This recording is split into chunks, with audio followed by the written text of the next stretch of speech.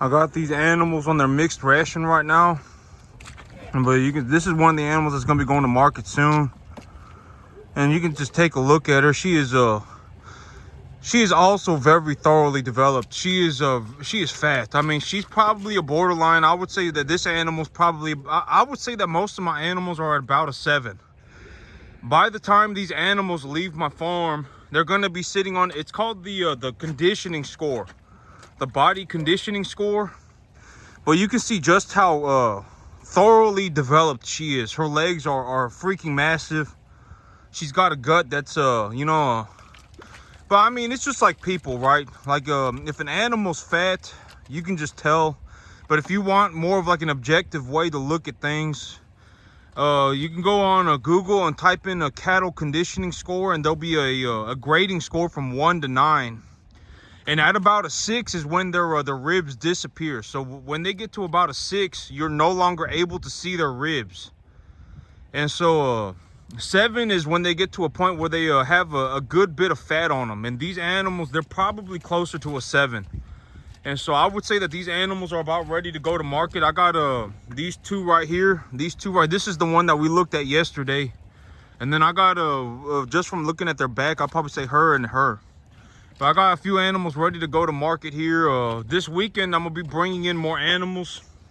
If y'all take a look at my field, I can actually see that my field is growing. I can actually see it growing from here.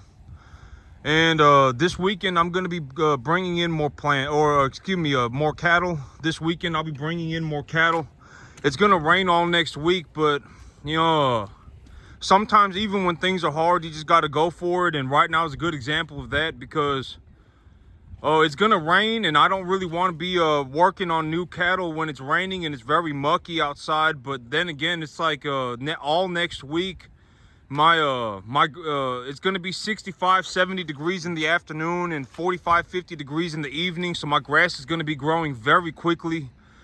My field will be accumulating biomass at a very rapid rate. And so here in about 2 to 3 weeks, I will have so much grass on my field that even if I had 50 cattle on my field, they would not be able to eat all of it.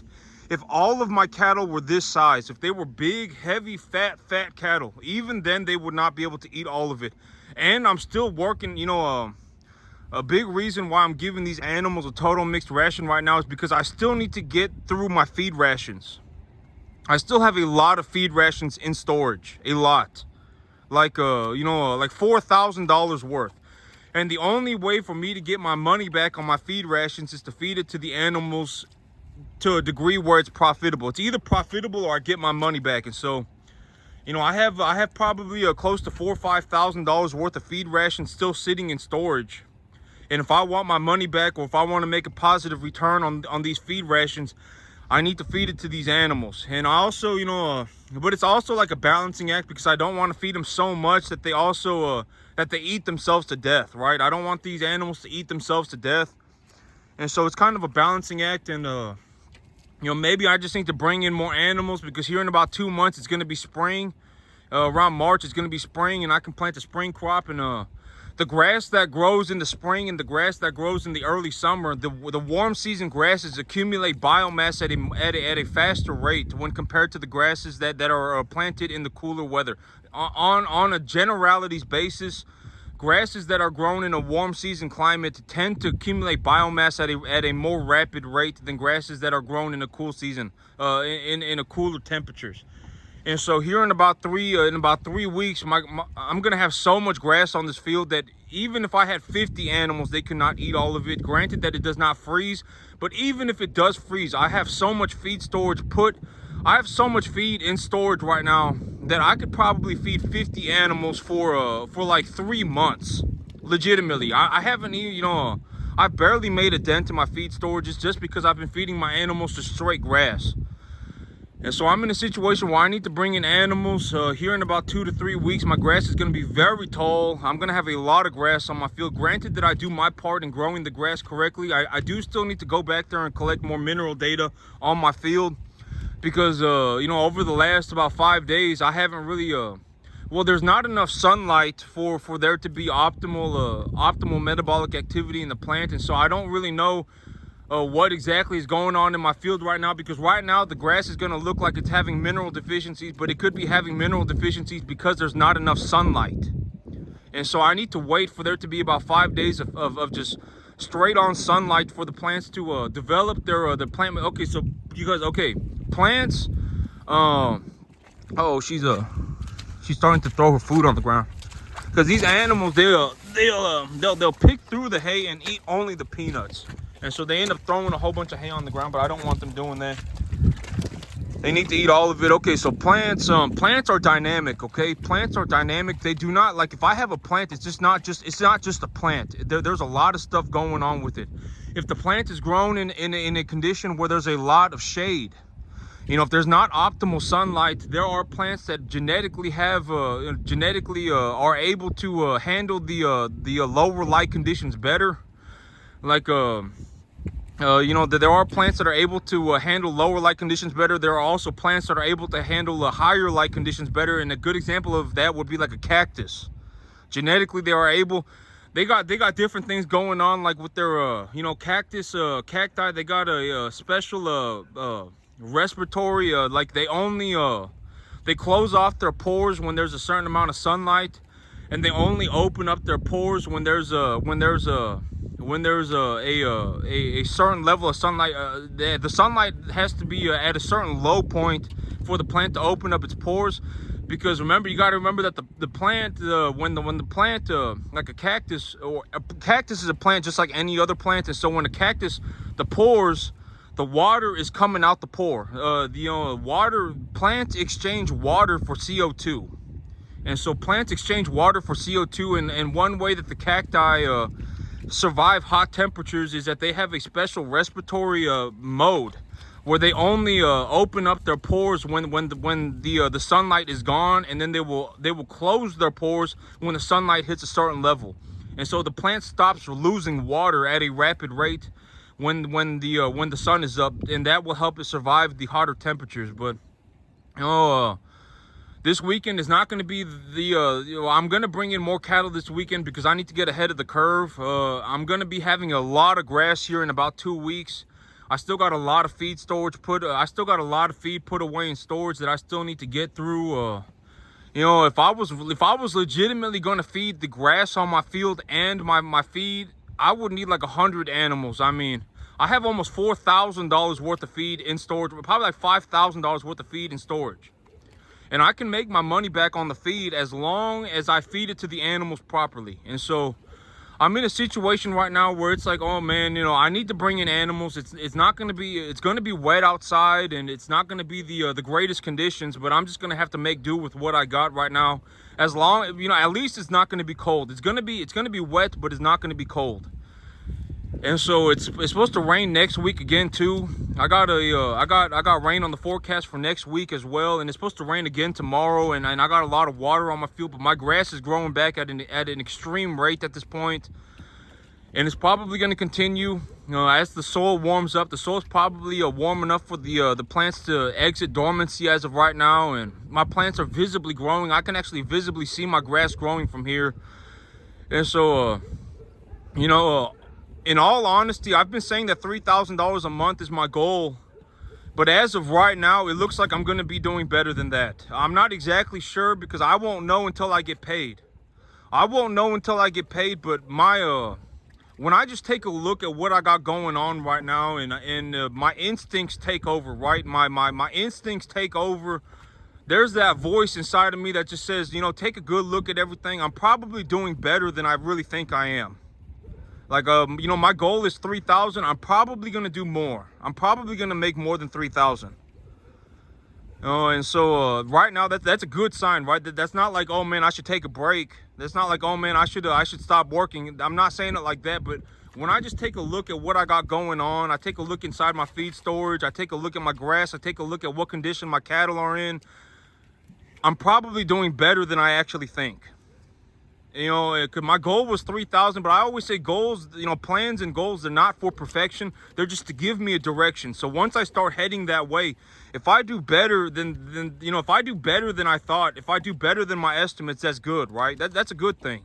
And I should be I should believe positively that I've done better than what I think. Okay, because here's the reality of my situation, right? Like, to me, I know that this may sound harsh or whatever, but like, let's say me, you know, I'm out here and I'm growing beef, right?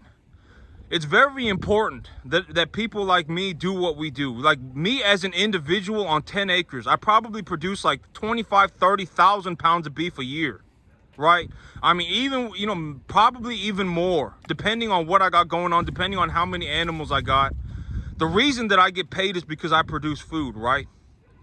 And so, you know, it's like me, it's very important for people to learn how to do this and for people to be doing this. Because it's like me as an individual, as one person, produce 30,000, 50,000 pounds of beef a year. That's very good, because even me, even if I ate beef nonstop every single meal of every single day, I would not eat 30,000 pounds of beef a year. And so I give it to society, right? And then society gives me money. That's why I get paid, because I produce beef. And, you know, if you want to think about how important food is and the nature of people, oh my gosh, you just threw a whole bunch of it on the ground. But if you want to think about how important is food and just the nature of people, imagine how long like, let's say we ran out of food, right? Let's say that there was like something happened. You know, there was one time in my life where I was actually in a city that was next to a major wildfire.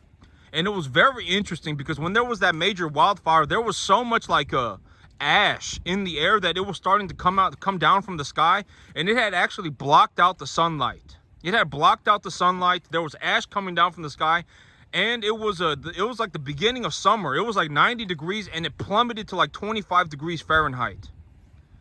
And so, you know, like, you know, in 25 degrees Fahrenheit, crops stop growing. If there's no sunlight, the sun does not, the plants do not grow either.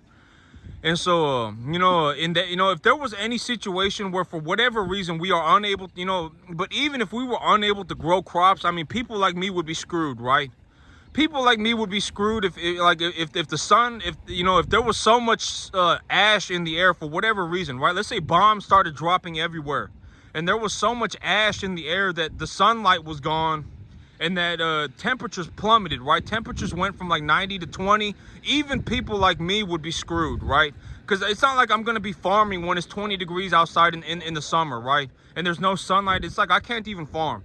But I mean, if you really want to think about how important is food, and if you want to really think about the nature of human beings, the actual nature of human beings, think about how long would it take for people to start cannibalizing if we ran out of food, completely ran out of food? The average person. If we completely ran out of food, how long would it take for people to start killing each other? And I'm not talking about like, I'm talking about legitimately ran out of food. Like there was nothing to eat. And a good example of this was back in Russia, in Russia back in the day. They killed all of the rich farmers. Society said, oh my God, there are rich people out here and we should kill these people. We should kill the rich people, because rich people are why we are poor. And so back in the day, everybody was a farmer. And so they killed all the rich farmers. A lot of people were farmers, and they killed a lot of farmers. And then from my understanding, they had to put posters up telling people not to eat each other. But that was how bad people were cannibalizing left and right. And it also happened in China back in the day. But that's the actual nature of people. A lot of people, we live in this world where it's like, a lot of people, they do just enough so that they can make their front, right? Oh, if I do this, it's just enough to make people believe that, whatever, right? And in my personal belief, I believe that it is best for the world to just keep going okay. That is I do not think that it is a good idea to go and burn stuff down. Like, I do not think it is a good idea to have society fall apart. I do not think that anarchy is not a good idea, right? Society, it's good to have a functioning whole society. It truly is. Even, because, I mean, you really think about it, and it's like the average person, if they starved for, let's say, 15 days, let's say they didn't eat a single bite of food for 15 days, and even if they wanted food, they could not get food. Would they change, and how badly would they change, right? The average person is capable of doing horrendous stuff. They are. The average person is. And and so I think that it is good to have people like me. It is good to be doing stuff like this. One individual producing 30,000 pounds of beef a year, producing 50,000 pounds of beef a year, because me, I cannot eat 50,000 pounds of beef even if I wanted to. And so I give other people, and this may sound harsh or whatever, but at the end of the day, if it costs $5 for a pound of ground beef and you don't got $5, it's not my responsibility to give you $5 so you can go and buy a pound of beef. Granted that you're not like severely handicapped. If you're severely handicapped, that's something else. Because me, it's like when I sell my animals to the beef factory, right? When the beef factory people take my animals, it's not like I'm only selling beef to white people. It's not like I'm only selling beef to black people. It's not like I'm only selling beef to Mexican people. It's not like I'm only selling beef to Asian people. I'm selling beef to the world, right? I mean, whoever gets the beef gets the beef, and it's not like I'm only targeting a specific group of people to get beef.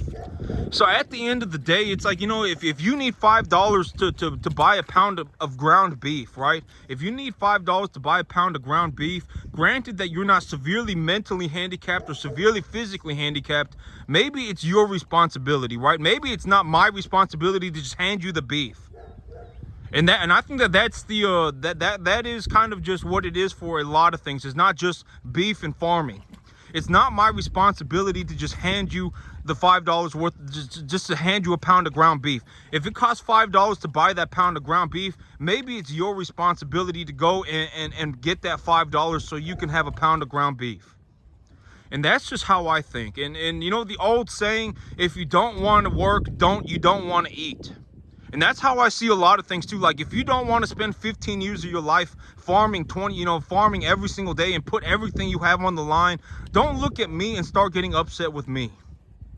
And don't go, oh my God, I want to do this, but I don't want to put in the 15 years of effort. Oh my God, I don't want to learn about business. I don't want to learn about cattle. I don't want to learn about real estate. I don't want to learn about grass. I don't want to learn about anything. I just want this. That's ridiculous. If you don't want to work, you don't want to eat. I mean, it's just, there is no shortcut. And I know that may, but there is no shortcut. You can't just jump to the very end. A lot of people, nobody, me, I didn't make any money. I didn't make hardly any money until like my 15th year, my 14th year. And so granted that I make a lot of money for myself right now farming, in terms of how much money I make farming on 10 acres, I'm probably, if I took 100,000 farmers, grass farmers, people who say that they run cattle, if I took 100,000 people, if we took 100,000 grass farmers and put them on a 10-acre field and say, whoever makes the most money wins, growing grass, running cattle, whatever, there is a very realistic possibility that I end up somewhere on the very top. Like, and a good example of this is like, if I drove around for 10 hours, I just drove around, right? Drove around and took a look at people's farms. I haven't seen one person that's capable or is doing this. Because if people were capable of doing this, they would do it. Like, if somebody could make, $40,000, $50,000 a year running commercial cattle on 10 acres, they would be doing it. A lot of people, $40,000, $50,000 a year of net profit is like life-changing money. It would change their lives. And so if they could do it, they would do it. And that's why people aren't doing it, because they can't do it. And why can they not do it? Somewhere along the way, usually they quit. Somewhere along the way, they said, "Oh, I don't want it anymore." That's almost always what happens. For whatever reason, they just decided they don't want it anymore. And so, and I'm not looking to be arrogant.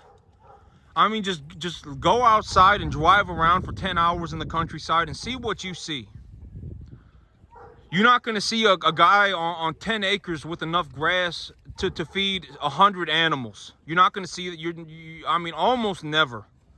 Like, if you really drove around and you took a look around, you're not going to see, you're not going to like look at one person's field and go, oh my God, I found somebody that I think that they have enough biomass being accumulated on their field to feed 80 animals. You're just not going to see that. This is maybe your only chance to see something like that. This may be it right here. And so, I always play to my advantage, and I know it's like, oh my God, but even at $40,000-$50,000 of net profit a year, it's a lot of money. Realistically, if I make an extra $40,000-$50,000 a year, at making somewhere like $90,000-$100,000 a year of net profit, that's how much money ends up in my bank account at the end of the day. If I make that much money, it's over the long run, it's practically unlimited money. It truly is. Granted that I don't go and do something like buy myself a Lamborghini, or I don't go and buy myself all designer clothes, right? Granted, I don't do stuff like that. If I just want to like just buy myself an F-350 and live in a nice truck, or excuse me, not live in a nice truck. If I just want to live in a decent house, in a middle class house, and I want to drive an F-350 and I want to run my 75 cattle a year. Granted that if I ran 75 cattle a year, I'd probably be making closer to about 150,000 net profit a year. I mean, it's practically unlimited money. I could just sit here, drive my F-350, let's say I buy 50 acres of land and, whatever, right? And then let's say I bring home a $400,000 a year at that point. Even, if I go from $100,000 a year to $400,000 a year, the changes in my life is not really going to be, it's not going to make a drastic difference in my life. The only reason for me to make that jump is if I wanted to run more cattle. If I was like, oh man, and it's very important, right? It's very important that if I can do it, I should do it. And it's very important for society that I do it, right? It truly is. Like if I, as an individual, have the capacity to run 250 cattle by myself, and I produce 125,000 pounds of beef a year as an individual, it's very important that I do that, right? It is very important. And I may get paid for it, but at the end of the day, I get paid for it because it is very important. And so if I have the capacity as an individual to forget the 400 grand or the 350 grand or whatever it may be. If I have the capacity to run 250 cattle by myself, and I have the capacity to produce 100,000 pounds of beef a year, or whatever, 250 cattle at a time, so 500 cattle. Let's say I produce 200,000 pounds of beef a year. If I have the capacity to do that, I should do it, and it's very important that I do it, right? It truly is. Regardless of, forget the money. Forget the money for a second, right? And if I make a lot of money, I make a lot of money because I did something that was very important. But the world is if you actually took a look at people, because I mean, you can literally get on the internet right now and look up, and there are like places where you can just watch videos of people dying. Like you can watch videos of people, they got like a tire, right? Someone put them in a tire and lit the tire on fire, and there's a group of people just watching this guy, right? Or they got a guy,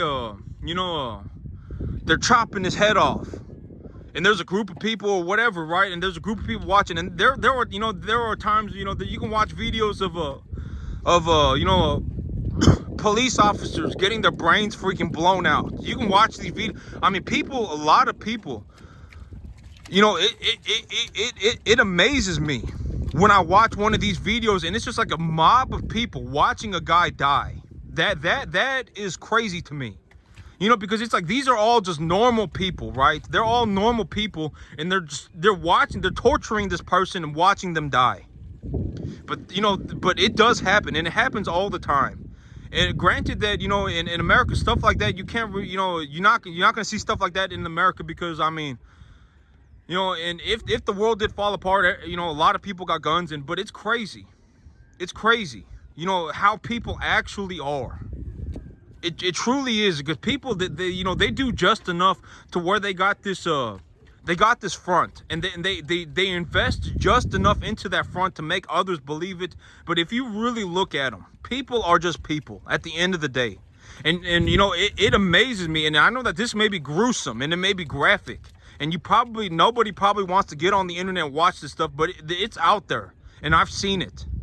And you can watch videos of people, like mobs of people, just, you know, and there's a whole book on it, right? The Bible. A mob of just normal people watching a guy get tortured to death. And I mean, you know, but that to me is the normal person.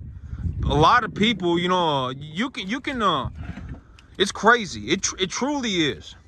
It's freaking nuts. And so, you know, that is to me, when I see the normal person, that may not be the most wholesome thing, but it's like if we ran out of food, right? Let's say we truly ran out of food. There was legitimately not a scrap of food anywhere. How long would it take for people to start eating each other? You know, how many people would die? Legitimately, like 95% of the world would die. Legitimately.